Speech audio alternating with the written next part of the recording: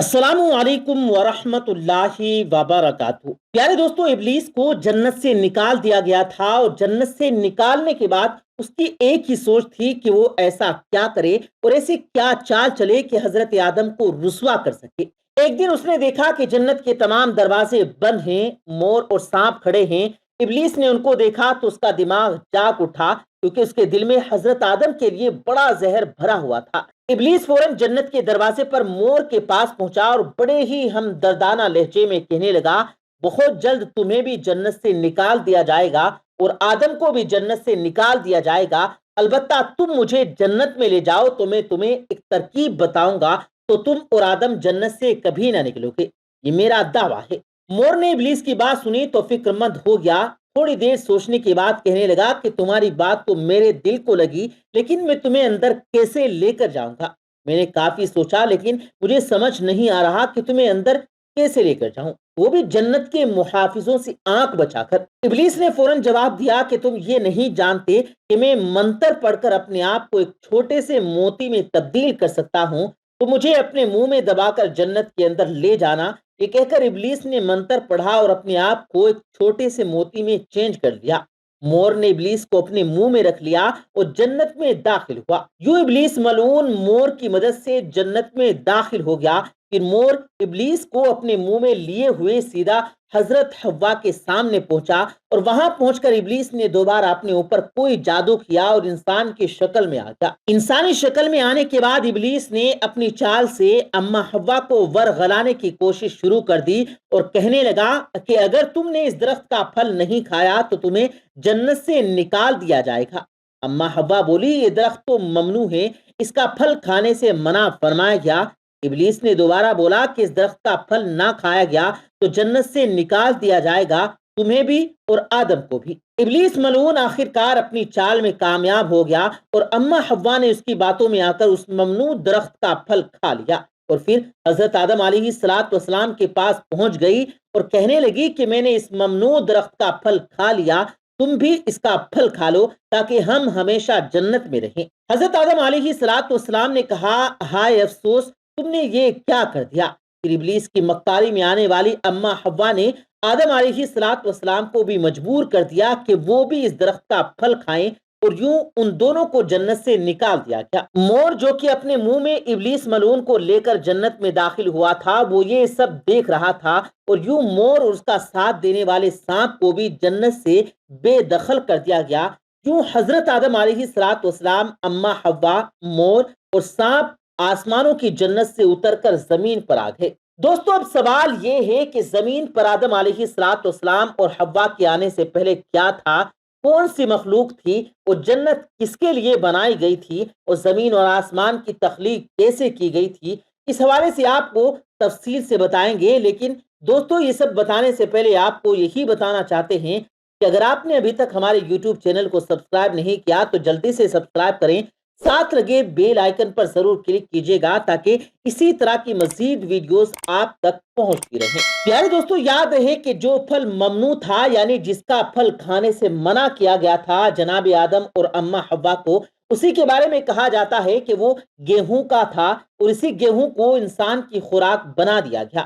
اسی گیہوں کی انسان کو زمین پر طلب رہتی ہے، اور جہاں تک بات ہے مور کی، تو مور آج ایک دل فریب پرندہ ہے کہ جو بھی اس کی چمک دمک پر مگن ہوتا ہے تو وہ سب بھول جاتا ہے۔ جیسا کہ اما حوا کو ابلیس نے مور کے ساتھ مل کر بلایا تھا، یاد ہے کہ جناب آدم علیہ السلام، حضرت حوا اور مور اور سانپ کو ایک ساتھ زمین پر اتارا گیا تھا، اور اس وقت یہ زمین بچھی ہوئی تھی، لیکن سوال یہ ہے کہ زمین پر پہلے کیا تھا؟ یاد رہے کہ اللہ تعالیٰ ارشاد فرماتا ہے کہ ہم نے زمین اور آسمان کو 6 دنوں میں تخلیق کیا۔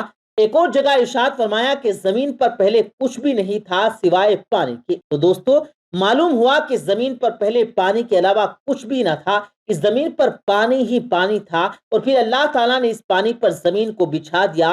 اور ایک جگہ یہ بات بھی ملتی ہے کہ جب پانی پر اللہ تعالیٰ نے زمین بچھائی تو یہ زمین ہل رہی تھی، تو اللہ تعالیٰ نے اس زمین کے اوپر پہاڑوں کو گاڑ دیا، جس سے یہ زمین ٹک گئی۔ دوستو، یاد رہے کہ پانی ہی وہ چیز ہے جسے اللہ تعالیٰ نے مختلف قسم کی مخلوقات کو پیدا فرمایا، اور پانی کو اللہ تعالیٰ نے زندگی کی بنیاد بنایا۔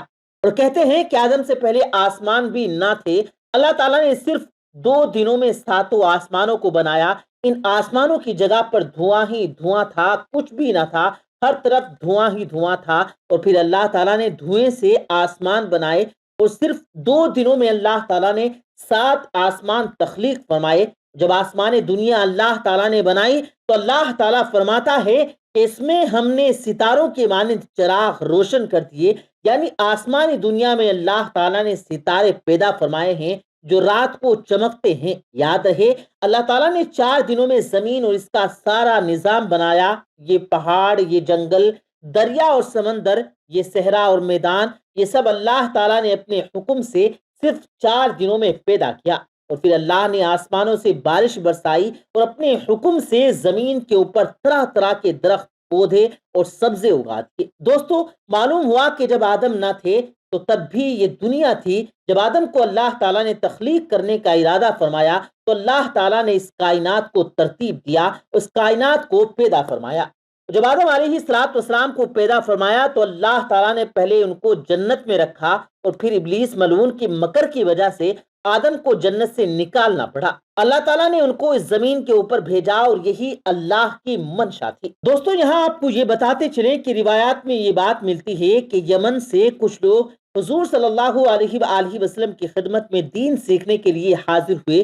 انہوں نے یہ سوال کیا کہ یہ کائنات کیسے پیدا ہوئی؟ تو آپ صلی اللہ علیہ وآلہ وسلم نے فرمایا کہ جب یہ دنیا موجود نہ تھی تو تب بھی اللہ کی ذات موجود تھی، اور اللہ کا عرش پانی پر تھا۔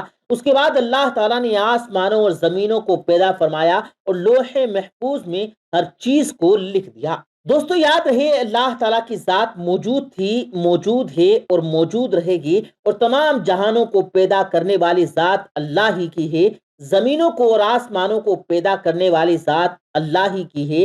جنت اور دوزخ کو بھی پیدا کرنے والی ذات اللہ ہی کی ہے۔ اللہ تعالیٰ کی مخلوقات کہاں کہاں ہیں، کیسی کیسی مخلوقات ہیں، تو اللہ ہی جانتا ہے۔ اللہ تعالیٰ کی قدرت بھی وسیع ہے، اللہ تعالیٰ کا علم بھی وسیع ہے، اور انسانوں کی عقل میں بہت محدود ہے۔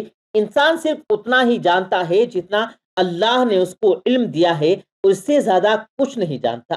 اللہ تعالیٰ بہتر علم رکھنے والا اور حکمت والا ہے۔ پیارے دوستو، ہم یہ امید کرتے ہیں کہ آپ کو ہماری آج کی ویڈیو پسند آئی ہوگی۔ ویڈیو پسند آنے کی صورت میں اسے لائک کیجئے، دوستوں کے ساتھ بھی شیئر کیجئے، اور مزید اسی طرح کی ویڈیوز پانے کے لیے ہمارے یوٹیوب چینل کو بھی ضرور سبسکرائب کیجئے۔ ہم ملتے ہیں پھر ایک کسی قیمتی ویڈیو کے ساتھ، تب تک کے لیے اللہ